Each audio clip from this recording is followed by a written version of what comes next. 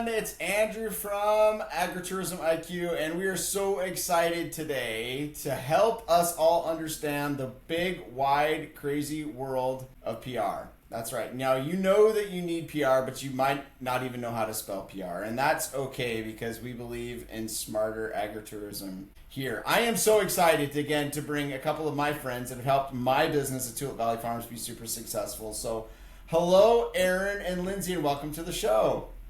Hi. Hey, Andrew. Awesome. I Hey. am so excited to be here. Thank you. Oh, for sure. No, but we had a very short list when we knew that we wanted to start this, and you guys are seriously at the top. So we're so excited because we're taping now here in September, and everybody, all of the agritourism universe is crazy right now, getting ready for their festivals and for corn mazes and all that other fun stuff that happens in the fall. This is evergreen content because everybody's always going to need to know about PR. But why don't you start by telling us about yourselves and your business and how you got where you are and why you love where you are. Okay, awesome. So I am the founder of XLPR. It is a woman-owned and run public relations firm. We have been in business for 2 years now. And I have been in the PR world for 7 years and have won Best Pitch of the Year for national 3 years in a row among hundreds of PR people. And I kind of got to a point where I was working for multiple firms, and Andrew, you could probably appreciate this as an entrepreneur. You want to kind of make more money, and you want the sky to be your limit, or the stars and the moon, and you're like, why don't I start my own thing? I can call my own shots. I can serve the clients I want to serve. I can create the culture I want.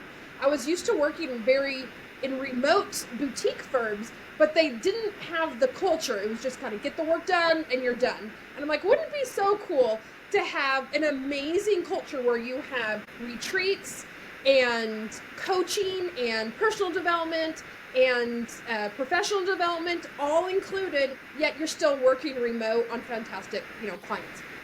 Yeah. So I started that 2 years ago, went out on a limb, and of course, whenever you start any business, it all falls through Right. usually, and we have our own dream, struggle, victory story that I won't go into, but I would say one of the biggest highlights that I'm so proud of the team was in Utah, something called the Golden Spikes Award. It's been around for 37 years, and all the huge PR firms, corporate PR teams submit case studies.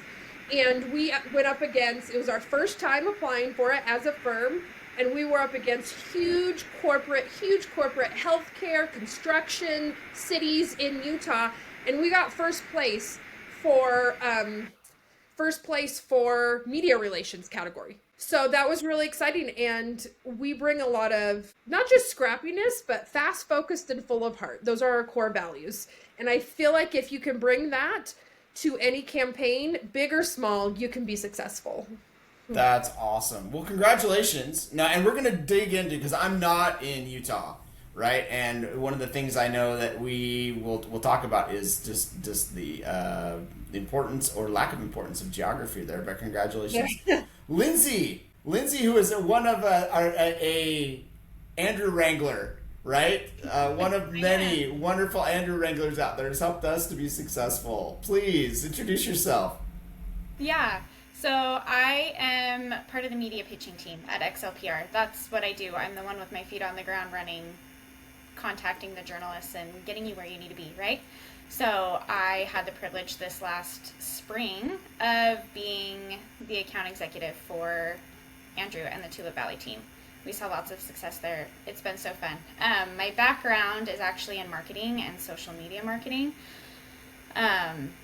And I made the switch to PR about a year ago. And the reason I did that is because PR unlocks a storytelling piece that just can't be unlocked by traditional marketing methods.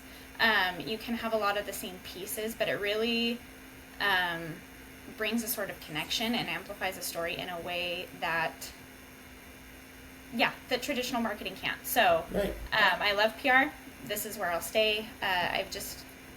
It brings so much joy and satisfaction to help the incredible business owners like Andrew have their stories spread across a greater to more people. That's awesome. No, thank you. So again, it is so easy for me to just jump right in because I love looking kind of behind the scenes and seeing, how is it that you did what you did. But I knew coming in, again, my background, both as a tulip farmer, but also I've got an MBA. I understand. I took marketing 101 through 401, and it's something I really enjoy. And so there's this top of the funnel, so to speak, where business owners know that they need more and better customers. Right, and there's advertising and there's marketing and there's PR, and without getting into each of the niches, explain for somebody who's never heard PR before, what is the job that one hires PR to do? What are the deliverables? What are at the end of the day, but for PR? So what's the elevator pitch, if you will, for PR? And then I'm gonna stop you and we're gonna unpack all of it because it's fascinating. All of it. Okay, that's a really good question because I feel like even a lot of large corporations, 25 million and above enterprise companies, we just worked with a client who just closed about 165 million in fundraising at a 1 billion valuation, and they don't have a PR team and brought us in, They're like, how do you get that big without PR? I'm like, imagine where you would be with PR. And I feel like there was also about a couple years ago, I talked to a marketer at a very large supplement company, and he said they were about 500 million and they wanted to be $1 billion. And he said, we are the largest supplement company that no one's ever heard of. That's not a compliment, but it's not, also maybe it is. I don't know. What do I know? I know. And it's like, performance marketing only gets you so far. But if you want to dominate sales, the thought leadership, and also performance marketing metrics with Google, with paid search, they're always changing. And I feel like PR is one way where, yes, you have a fee of an agency and that agency may have some tech fees. But after that, I feel like on top of that, it's really revenue. Whereas with paid search, ad costs are always rising. So you may be having to spend 3 million to get 5 million, but with, a good PR team, you may be spending one amount and then still getting, 5 million in the long run. Does that make sense? Right. So your expenses, I feel like, are a lot smaller. I'm not saying don't bring in performance, but when you have the two together, that can really accelerate your brand. Some things that we hear of is, we had one client, we actually didn't end up working with them, but one thing that they said, which you could QPR, like you mentioned, Andrew, is, I want world domination. Right. That's one thing. Another thing is, I just want to be known as the best in my industry. I want to change the world. I want to impact my community. I'm tired of my competitor always getting all of the sales and all of the recognition over me when I'm doing, all of these things. Another thing could be sales too. We also hear a lot of people, my performance ads just aren't working, and that's another thing we hear. We hear, let's see, I want to be more, I have a converting website, I have a good product, but I need more top of funnel and awareness to my brand. So when people are ready to purchase, they're thinking of me. A really good colleague of mine who's an amazing pay-per-click SEO guy, he said what's happening now in the performance marketing industry is that you're fighting for 5% of customers who want your product now, who are ready to purchase now. But that's such a small percentage, and you have so many dollars fighting over that, which drives up the cost, right? And he said, what about marketing, doing brand-led marketing and legacy marketing after those 95% of people who not a lot of people are going after, and no, they're not ready to buy tomorrow or maybe even 3 months, but they will think of you in 6 months, a year. I feel like that's the same way we've built XLPR. We haven't done any traditional advertising, but we have clients come to us so much just by being out there in the community, posting regularly on LinkedIn and Instagram, our thought leadership, and giving great customer service. And if you do that in a systematic way, you can actually have a lot of leads coming to you, which you're not having to pay for. And they can be good quality leads too. Right. As I'm sitting here, I'm thinking it's awesome because there's, football season just kicked off again. And I like to think of, there's the paid. I've got marketing, which is my offense, right? And then, but frankly, PR is both defense and special teams, right? Because special teams, it's like, well, you don't really think about it until you really need special teams. You need that game-winning field goal. Or also, somebody comes after your business, or you have a catastrophe, or you're in that crisis, right? That is both special teams and being able to play defense, all within the influence ecosystem, right? So in the ecosystem of influence, which we all live, I don't care if you are a pumpkin farmer in the middle of upper Michigan, right? You need influence to either get customers or to keep your business open, which we're finding time and again as there's policy arguments and people are trying to shut down agritourism in certain states. And it's just, I've never met anyone who needed less power and influence, right? And those are the same people that are trying to make money. And I really feel like PR is somewhere where we just take off the gloves and you just go right after that influence. Unpack, like, how does that work? I don't come to you and say, hey, Erynn and Lindsey, I need influence, right? I say, I have these issues. I need game-winning field goals, and I need you to keep guys out of the end zone, right? Which means I need to fight off my competitors. But at the same time, there's a pick six. Sometimes that the work that Lindsey did, that she got me on the news so much for being the colorblind tulip farmer, like that informs so much of the rest of my offense, if you will, the marketing, the money that we put behind those things. So I bring you these challenges and then you turn around and you do your magic. So unpack the magic for us. Like, what goes into that? And also, if I'm crazy, just tell me I'm crazy and I got it wrong and it's a different way. Yes, I'm going to actually have Lindsey respond to this one and put her on the spot. But before, I just wanted to, something I thought of when you were speaking, Andrew, that made me think. Another thing that I love about PR is it's so untouchable. Once you get those stories, whether it's in the New York Times, Travel and Leisure, all those local articles, those will live online forever. And Right. You can repurpose it. An ad is one and done. But with PR, you can repurpose it in your newsletters, in Instagram, on LinkedIn, even in your paid ads. You could do paid ads towards the earned media too, Right. And it has such a longevity, a sticking power. A client that we worked with years ago, we wrote an article for a Forbes thing, and 2 years later, Intermountain Health saw that article, loved it, called him, and ended up paying him to do a lot of corporate training stuff for them. I mean, just imagine consistently building that. So that's what I love it. Like 2 years later, what's one marketing thing that still 2 years later, it's reaping fruit and actual money? That's pretty, that's pretty amazing. That's evergreen for sure. Yes. Okay, Lindsey. Yeah. So back to your question, Andrew. I guess one thing I might correct on is a lot of people get really stuck on PR being only defensive, right? And you've said it's defense and special teams. It's absolutely not. You don't need a crisis to bring in PR. I like to think of PR as more of a long-term game and a relationship building. And you see a little bit of that in social media too, right? Especially with a lot of more live things and a lot more of your CEOs and top people getting on their social channels so you can build a relationship. But nothing does that quite like PR. PR is really, really focused on relationship building. And so it can be a very long-term game, like Erynn was saying. But in the case of you guys, we saw very short-term results. 3 months is not a long time to run a campaign. But to get the kind of hits that you guys were getting in 3 months is pretty incredible. I've been thinking about the strategy behind that and what really worked for that campaign. And I think there are a few things. Sometimes we have clients that come to us and their goal is like, I just want to be known. And we're like, well, that's great, but so does everybody else. You and everybody else. You and everybody else. What are you doing that everybody else is not doing? And I think that was really one of the key drivers of success with Tulip Valley is, one, you guys are doing things that nobody else is doing. Two, you told us about it. Even things that maybe seemed small to you because you're in the day-to-day, right?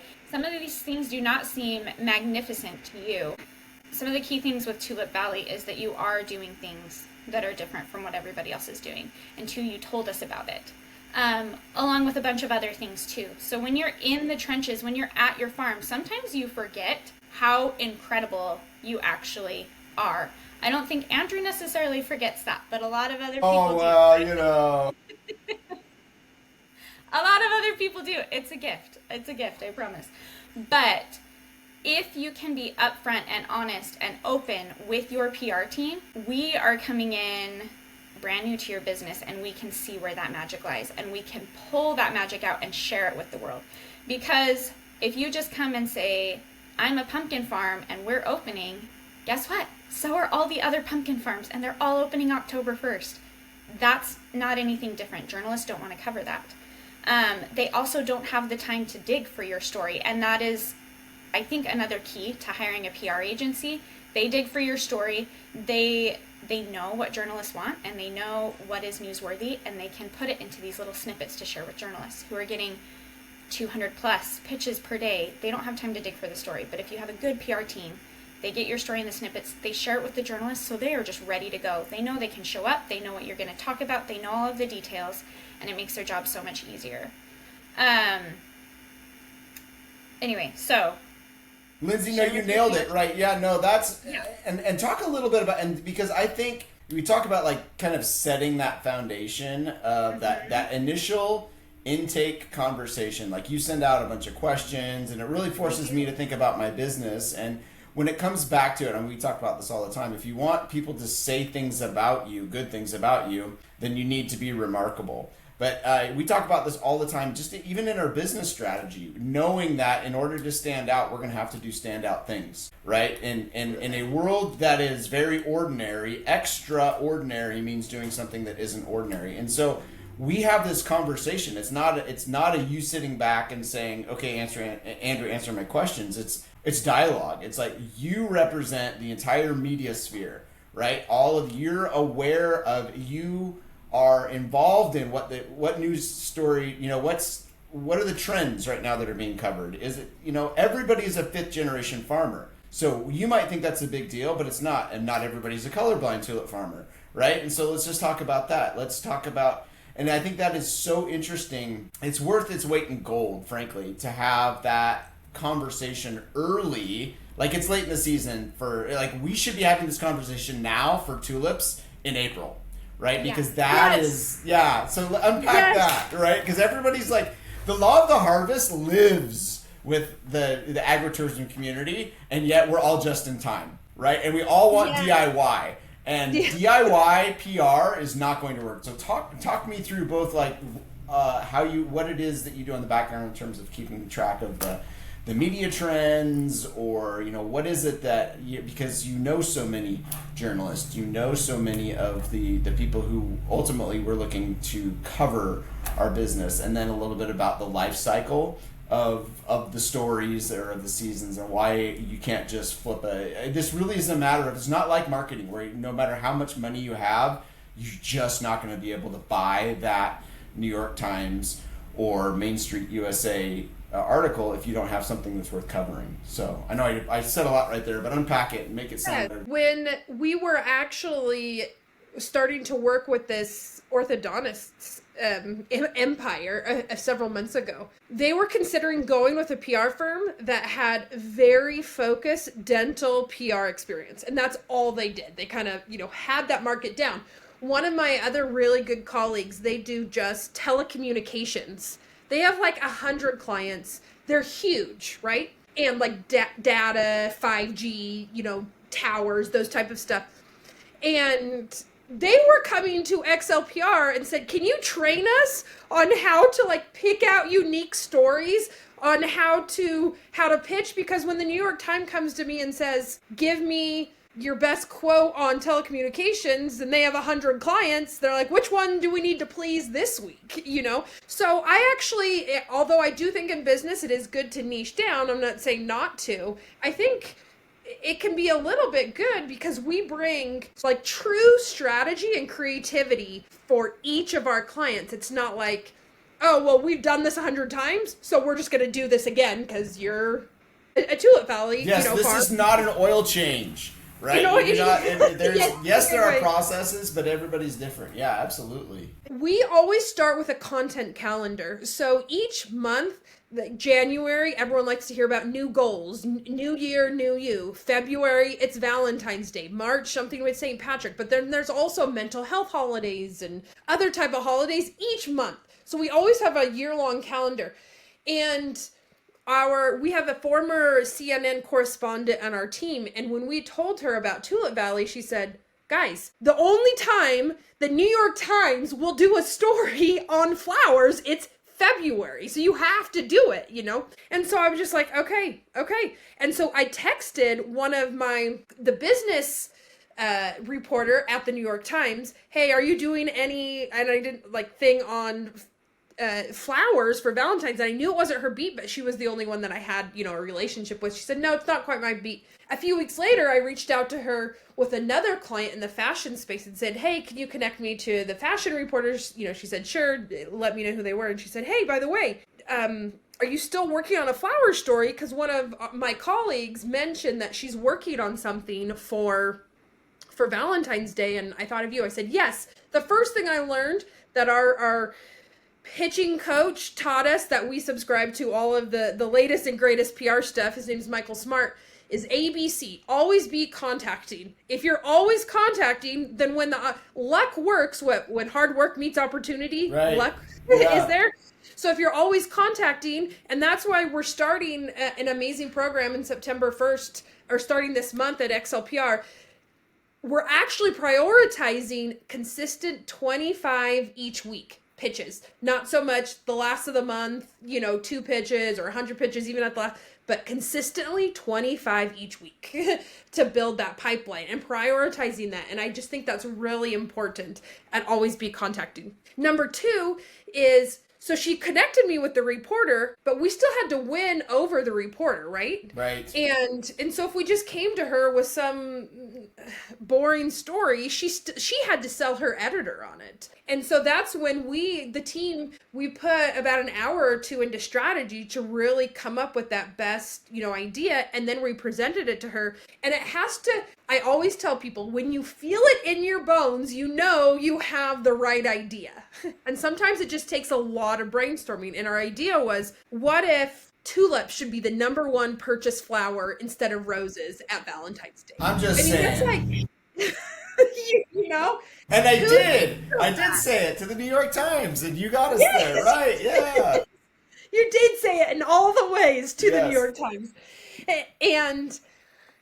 And when a reporter hears that, they're like, it's a little controversy. It's a little different. No one's, pitching them another roses story, And then the fact, we actually brought in a lot of literature. She didn't end up using it, obviously, in the story, but a lot of literature about the broken tulip, and she was just, every day, Andrew, I wish you could have seen, she was texting me, Erynn, I cannot believe Andrew's story. Erynn, you're going Erynn, this is amazing. And you just bring the story, the symbolism, and the uniqueness, and we try to find that. And once we always find that, then we can land great press. But it sometimes takes a lot of extra hours to figure out that angle. That's the hardest part. Lindsey, do you have anything you wanted to add? I think another part of that strategy, aside from being, ready for the journalists, we talked a little bit about how you don't always necessarily need to hire a niche PR team. You have to be careful. A jack of all trades is a master of none, right? But having outsider perspective for certain things is key. One thing we found in the case of Tulip Valley was tourism boards were not being utilized as much as they possibly could. The general ones were. We found all the tulip farms on some, these very, very hyper local tourism boards. But our team took a stab at it and said, you know what, we're going to reach out to all the neighboring cities' tourism boards too. If there's in a certain radius and they're willing to drive, we're going to do that. None of the other PR teams were doing that. There were so many tourism boards that only Tulip Valley showed up on, because we were willing to reach out to the people that nobody else was reaching out to. Does that mean that 100% of them picked up those press releases? No. Some of them said, we will only share events happening in our city. But lots of others were like, hey, this is great. That's how we got Visit Bellevue to come out and do a social media segment. All of those things, it turned into an article. That was such an easy thing to do, to submit a press release to a tourism board, but it was one that nobody else was looking at. Right. And another thing too is, we do get to know the ins and outs of your business. I can rattle off so many stats about your business that you can too, because you rattled them off to me, but so many things that nobody else really knows. But I have all of this random Tulip Valley Farms information living in my brain now, and I can whip things out at any time, being ready so that when those reporters are asking me questions, I can get through the basics and then hand them over to you. So that your time, you invest that initial 2 hours with me in the beginning, that onboarding call, it's a long call. And Yeah. a lot of times people are like, I'm just telling you things about my business. Can I just put it in a document? But in spending all of that FaceTime with you, I was able to get to know your voice. Actually, every single pitch I wrote, I would look through things that you had written on LinkedIn. I would go through transcripts of our calls and write those pitches in your voice, so that when a reporter came to talk to you, there was no surprise about who Andrew Miller is, because even the pitch was in your voice. Some of the stats that I was rattling off for them, you also brought in, right? It was very cohesive. But you spending that 2 hours up front and then 30 minutes with me each month made it so that I could do that for you and saved you so much time in the long run. So, to everyone listening, do not underestimate the power of an onboarding call. Put in the work. Share all the things, even the things that you don't think are important. The number of times Andrew would send things over to me that were like, I was just thinking about this today, but here's all of the thoughts. Excellent. I want to know where your headspace is. There are things you know about your business that I cannot know, even if that is my niche. I don't know in every single detail about your business. So share that, and then I can prep those journalists to speak with you, and I can look for those opportunities that nobody else is looking for. Right. So let's just say that I'm new to the business. Like we haven't worked before. I mean, what should they be gathering ahead of the call? So they've listened to this, or they know, okay, hey, we're finally big enough that we're going to pull the trigger on PR. I don't want to waste anybody's time, but what is it that, I know we've got our story, but I don't know if that's going to be like what pile of ideas or data or story elements should I be working on before our onboarding call? Yeah. And the good news is we will send you a multi-page document. Yeah, good. Yeah, I know. So you can Right. work through that. But the basics. Tell me your founder story. I want to hear the failures. I want to hear the successes. The things that you think nobody else cares about, I care about them because somebody else might too. Share with me your founder story. All of it. If you are doing anything new at all, you got a new, pump jack-o'-lantern display for the entrance, I want to hear about it because somebody else might care. Right. Anything you're doing different. I want to hear any data that you have, data cells, you have bigger space, or you have more kid-friendly things, or whatever. I want to hear exactly what makes you different, and it can't just be because you say so. I need things to back that up, right? Because journalists always fact check. I want to know any future plans you have, and I want you to also be open to my ideas. We have a client right now that is seeing fine success, but we know they can be so much better. And we know they are sitting on this gold mine of opportunity.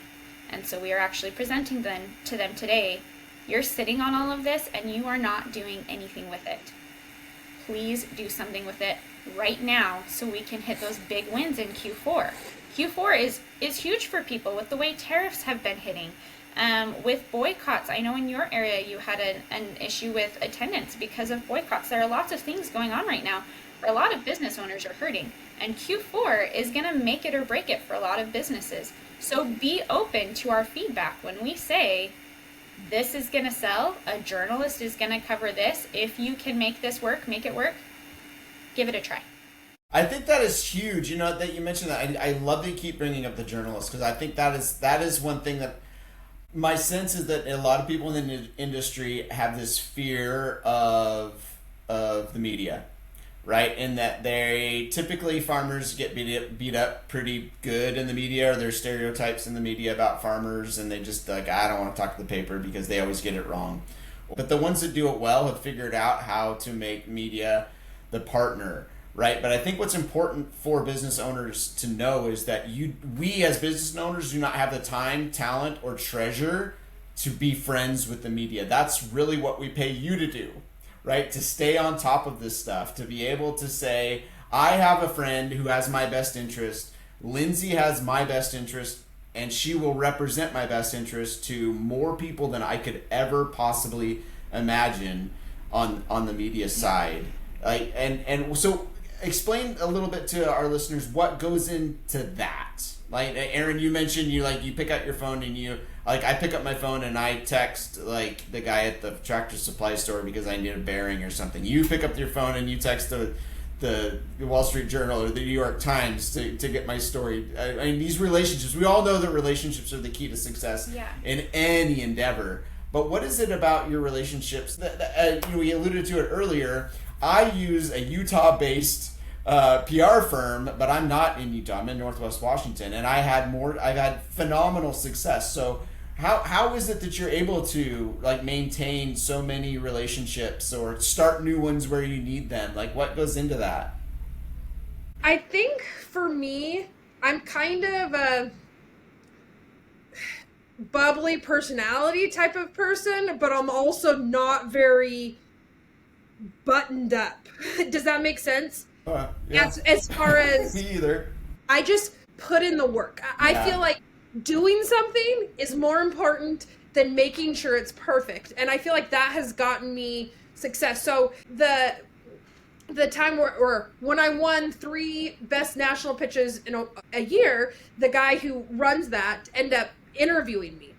And something unique, and he showed people all the, I think there was almost 700 people watching. He showed all of the text messages that I was sending to the journalists. And you could see multiple, maybe I shouldn't say this as a PR person, but words I would accidentally switch or, not use the right, or just hey, just catching up today. What are you working on today? I just tried to touch base, with them. And he compared me to another PR person who's actually very buttoned up and amazing grammar and amazing ideas, and they both work. And at the end of the day, what he was showing is, don't be afraid of your personality. My personality is to just go for it and ask and try to be large. And I feel like that served me well. And if that's not your personality, fine, but still put in the work and lean into your strengths. Don't try to be someone you're not. And I feel like reporters appreciate that, just showing up as you are. I don't know if that answers your question, but the same way I'm showing up here is Logan, he's a great KSL.com, reporter all the time. Hey, Logan, I have this awesome story for you about AI. What do you think? You know what I mean? Right. And it's just and that's how I would show up to my husband, to my best friend, to my colleagues. I'm that. I don't know if that makes sense. Just ask. Totally.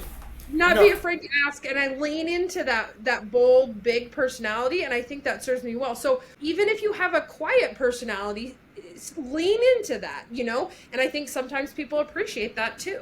For sure. The universe really honors the effort, right? And then Lindsey, at the tactical level, you were new to tulips, you were relatively new to the, our target audience is basically from Vancouver, BC to Boise down to Portland. And we didn't miss a beat. So at your level, what goes into that? You mentioned again reaching out to the DMOs and whatnot, but that's that was one of literally hundreds of angles that it seemed like these different facets that you were looking at. Yeah. So Erynn has been in the PR space for nearly a decade at this point, so she has the connections. She can just text them and say, "Hey, I have this." Yes, starting out, I had literally 0 connections to the Seattle area, but that doesn't matter. I still had to put in the work in a different way. So we have access to several databases of journalists, their contact information and every article they have ever written. So I spent hours and hours and hours researching journalists to make sure that I found just the right one. And I think going back to Andrew, you talking about how we can't control the narrative, I can control who I reach out to. Yeah. So if I have someone who has kind of a negative tone, or I see that they like to slam businesses, I'm not going to reach out to them for you. I don't care what outlet they're at, but I will find the one that will speak highly of your business. Most likely. Once again, I can't control the narrative, but I can control who I reach out to. And so that's what I did. I spent hours researching all of them, and then I was not afraid to reach out. And I reached out early, before everybody else was pitching their tulip farms. I reached out. Let's see, when did your travel and leisure article come out? Like February? Yeah, like right. It was super Yeah. early. We started in January, and we really hit the ground. You're like, hey, like Erynn, to your point earlier, Yeah. it was like within, I don't know, was it a week or so? Like the New York It was Times wild. wants to set up an interview.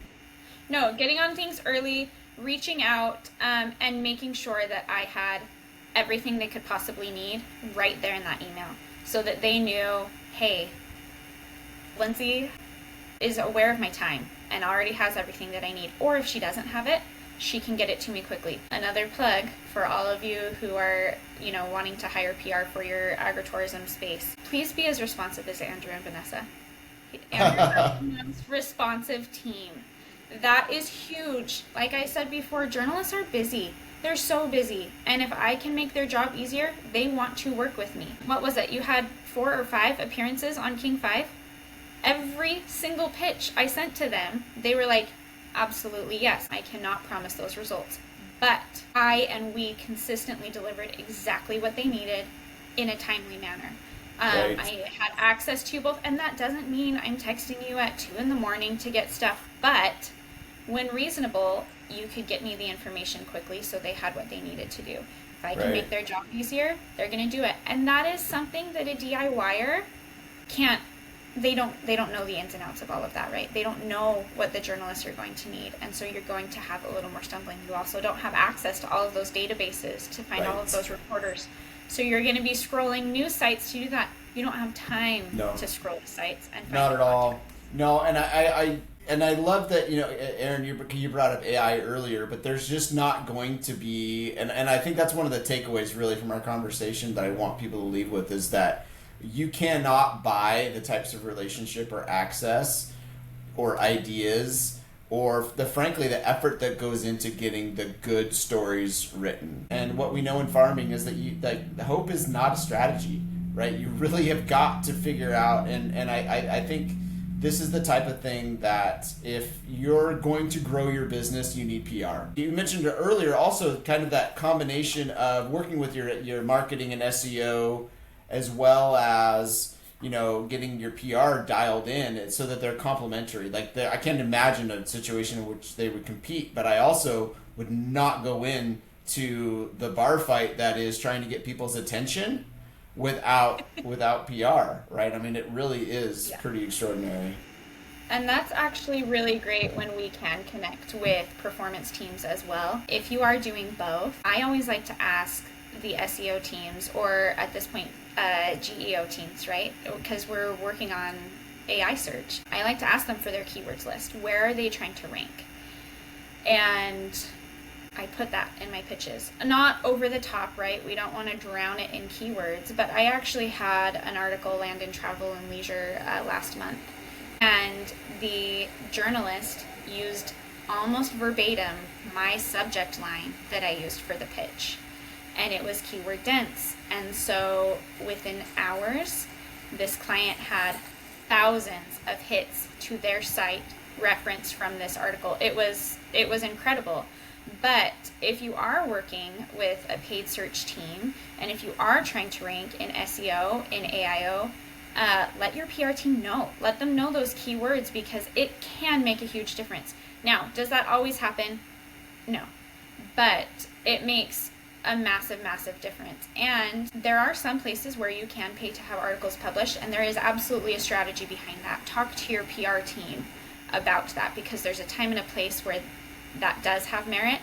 However, from all of the AI search, SEO search teams that we've been talking to, AI search engines are not picking up those paid opportunities.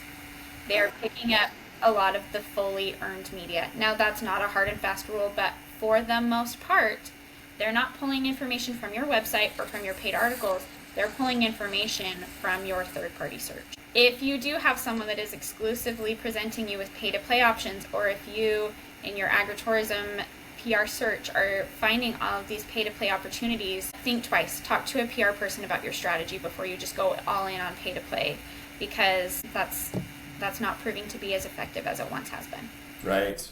Well, one of the challenges that I know I hear from our industry a lot is that there are a lot of fly-by-night, businesses that are opening up. Right. There's the how hard can it be? I can grow pumpkins, or I can do a corn maze, or something like that. And so the importance of being seen and basically resonating, because people say that they're like, I just want people to know about me. Not a lot of things keep me up at night, but if I knew that my competitors had a team like you working for them, aka against me, that would bother me. Like I would have a problem with that. Not that any of my competitors would be listening. It is really important. I think I cannot underscore. It's just like, would you ever run your business without insurance? No, you wouldn't, because you're one mistake away from being not in business. And I feel like for those that are trying to grow their businesses, those that are trying to get more and better customers, ignoring PR and the opportunity and frankly, I would just say the necessity of having that in this industry, that go-between that you perform, and also that thought leadership on the strategy is just without question, an investment. I think there are a lot of people that will say that I just can't afford PR. And I would say you really can't afford not to if you're trying to do that. So other than stopping, like hitting pause on their podcast and reaching out and hiring you, I think, which I highly suggest, what are a couple of things that a business that is, basically the 6 inches in front of them, they might be in crisis, or they might wake up and realize that they're a month from opening and they have no PR strategy. What are a couple of things that businesses, agritourism businesses should be doing right now, and then that they should be working on for next year? Well, let me tell you one thing, that if we started in December with you guys, instead of January, that I would like to start on. So there was a large travel journalists, and there's a lot of them. I don't feel like we even hit that space because we were even too late in January, who did full feature pieces on, who do full feature pieces on destinations, but they were booked like 4 to 6 months in advance. So I would want to make a list of those type of freelance journalists who do like destination reporting for bib publications, and who actually don't just write from remote, but actually go there, experience it. We'll post on their social, we'll post it, obviously write a huge article, about it. And those types of reporters, because obviously if you're getting, paid, you don't necessarily have to pay them, but their accommodations and their travel, stuff like that. And so they're getting booked up so quickly. And so one thing is, like, you can't ever start too soon, because one strategy that we use with you guys is to we reached out to the tourism boards and to the news a couple months in advance, because we knew the competitors would have that airtime. But if we got it in advance with such a great story, we could get that. So you almost need to be reaching out beginning almost in November 2025, December 2025, for lead times for all of 2026. Does that make sense? So Yeah. You can never be too soon. Let's see. An influencer night. That's something that we're trying, where they come and they get free entrance with their kids. So that's one thing that you can do. But influencers also plan in advance, especially around holiday season, all the events and stuff that they're getting into. So let's see what you can do now. I would say, and I know this seems small, but I always, when people try to DIY their own PR and they ask me, my advice, I'm like, write down your top 25 list of strategic partners, companies, influencers, or news organizations who wrote about you, and you would be like, rocket ship to the moon. That would fuel you so much. And so write those down and then slowly reach out to them on LinkedIn, on Instagram. Oh my gosh, I love your stuff. I would absolutely love to work with you someday. Can we have lunch together? And just, it's a slow game. It's like hard work is disguised in overalls. Yeah. And even though it's not like physically being out there on the farm, in our world, it's making a list of those 25 people and then slowly by one, either taking them out to lunch, commenting on their stories, giving them, oh my gosh, I just saw you did a story on this. I know I don't even have any clients in this space, but I do have an expert that my colleague told me that I could connect you with, you know? And so being a resource for them and doing, that's a lot of hard work doing that. And it's compound interest. Nothing is better than PR for compound interest. We're working with a lady, we've going on 2 years now. The first year we got her a lot of local PR, actually a lot of national PR, a lot of speaking gigs. In the first year, a $30 billion company approached her and said, I've been researching you. I've been seeing what you're doing. I loved what you're doing. Name your price. Now, she wasn't ready to sell early because you never know. Year 2, she ended up getting 60 clients from, no, I'm not saying she got 0 clients, you know, year 1, but she got 60 new clients just in 2025, and we're still 4 months out. And in the service-based industry, 60 clients is a lot. You have to build that foundation, and so many people don't have that sticking power after 3 months, 6 months. I'm not saying you'll see 0 results, but it starts small, and it's a snowball, and it gets better and better the longer that you do it. Just like with your 401k or Roth IRA or whatever it is, you know, it soon becomes untouchable, and you can weather any storm. PR can help you weather any storm if you build that foundation. But it takes time, and so many people don't have that sticking power or want to start early enough because they're like, oh, I can spend my money somewhere else. But in 2 years, this is going to help you the most. Lindsey, if I'm behind, better late than never, and also better early than not, right? For sure, yes, plan ahead. But if you're looking today and you're ready to open October 1, you're less than a month out, I would say take a page out of Tulip Valley's book. You are so good at making local connections, right? Your local high school mariachi band, your partnership with growing veterans, and those kinds of things really, really matter. Just like Erynn was saying, reach out to your contacts. You likely have more than you realize, and find a way you can work together. That does a few things. One, karma is absolutely a thing, right? Put goodness out into the world, the goodness comes back to you, and you've seen that at Tulip Valley. 2, the more people you have involved and the more good you're doing with a group of people, the more likely you're going to get that local news station to come out and cover you, right? So maybe they don't want to cover just your pumpkin patch, but if you're also having a veterans night, or if you are, you know, doing a coat drive for kids that are in need, right? Like, we do those things because they are good. And also, when we get the media involved, we can do even more good. So that's what I would start with, is leaning on those local partnerships, and then just making sure that you are everywhere you're supposed to be. If you've got that press release written, send it to every single, or hire me to send it to every single tourism board in your area. Get it out there. Reach out to the news outlets. You're probably not going to have a lot of luck with just like the general news at whatever station, like the general outlets. See if you can find a reporter that has covered you or some of your competitors in the past.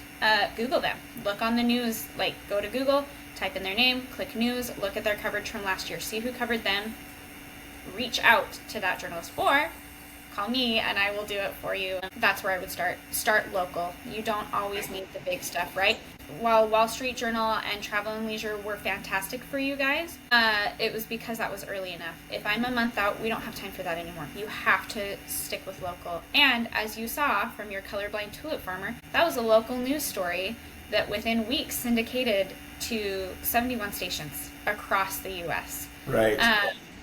Which is wild. So yeah, start local and start with your connections. There's more power there than you realize. Yes, and just to tag on to that, the earlier you start, the more creative you can get, and the chances of the campaign having extraordinary results will go up.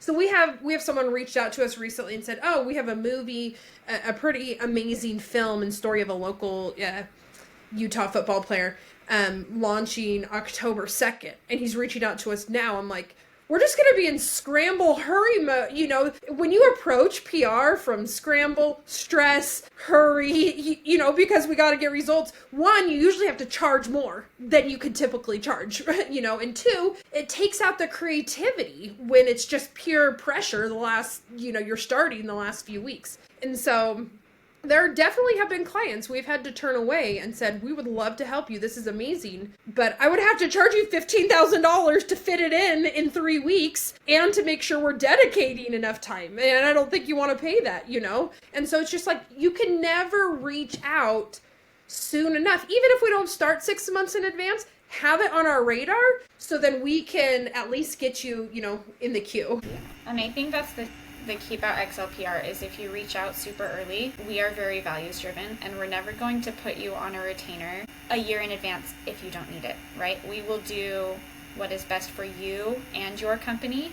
And if it is too tight of a deadline and you do get turned away, know that it's because we want to do our best work for you and we cannot do that in 3 weeks. Right? Onboarding took us, about a month, right? Yeah. I talked about the importance of that onboarding call and really getting to know you. If I had 3 days to get to know you, Andrew, you are different than most clients in that I maybe could have pulled it off. You are a pretty open book, but for a lot of people, that's impossible. And it still would have taken up my entire workload, right? Right. And so, yes, more time is better.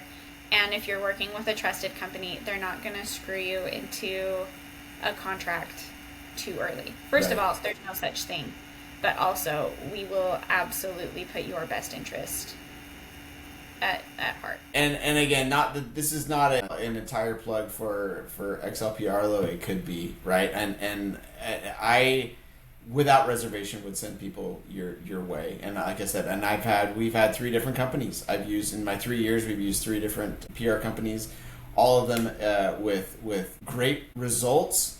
Some just better than others, and I really appreciated the way that the XL approach to our business. And like you said, you might not text me at 2:00 in the morning, but I knew I could text you at 2:00 in the morning because I woke up worried about something, or I got a text from somebody with a headline that needed to be corrected.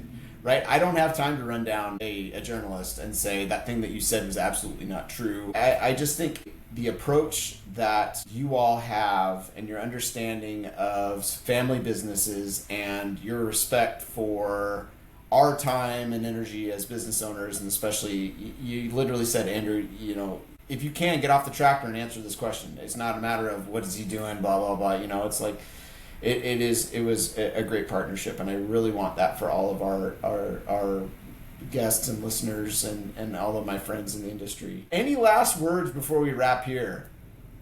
Just want to quickly say, Andrew and Vanessa, if all of our clients could be like just you guys, abundant-minded thinkers, kind, responsive, fun, I think we would love our jobs 10 times more, you know? And so I just want to say how much we appreciate both of you. Seriously, it is rare to find that type of working relationship that we have, and I think that just makes our results so much better. And I wish business could be like that for everyone and every single one of our clients, because one, what it makes us do is we want to over deliver all the time because of that relationship, because you guys are such good people. You care, you trust us as the experts. And so many people hire us and don't trust us as the experts, and that's just, it's never gonna breed that magic. And so I just want to say I appreciate you guys so much. If anyone listening just needs, we do free discovery calls. Our Instagram's your.pr.bff,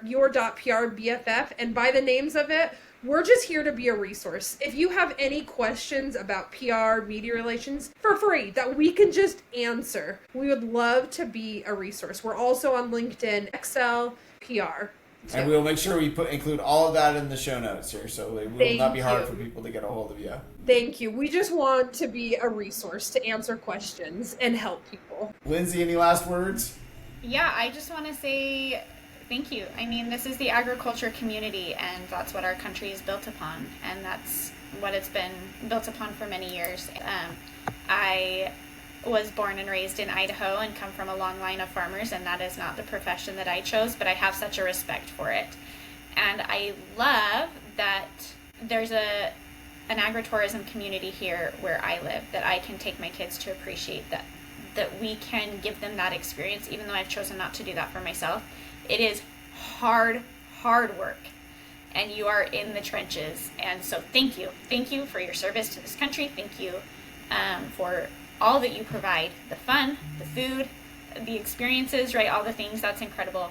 And as the industry is shrinking, I want nothing more than to help you grow it. And that's what Andrew's here to do. That's what this whole podcast is for. But I think it's such a gift to have that as part of our community. So thank you. And that's really all I can say. That's awesome. Thank you so much. You have certainly helped our listeners and our community today understand a little bit more about PR and what it is that we can do to help our businesses, and why also we need to bring in experts. And that certainly you have been those joyful experts on the other end for us, and I'm just glad that you're on my team, because it's one less thing for me to wake up in the middle of the night and worry about. Well, thank you so much. This has been another great conversation about how to make agritourism smarter. I'm Andrew, and this is Agritourism IQ, and we have been talking with Erynn and Lindsey from XLPR. And we'll make it easy for people to get a hold of them. And again, ladies, thank you so much for your time today, for sharing all of your knowledge and the passion that you have for your business with us.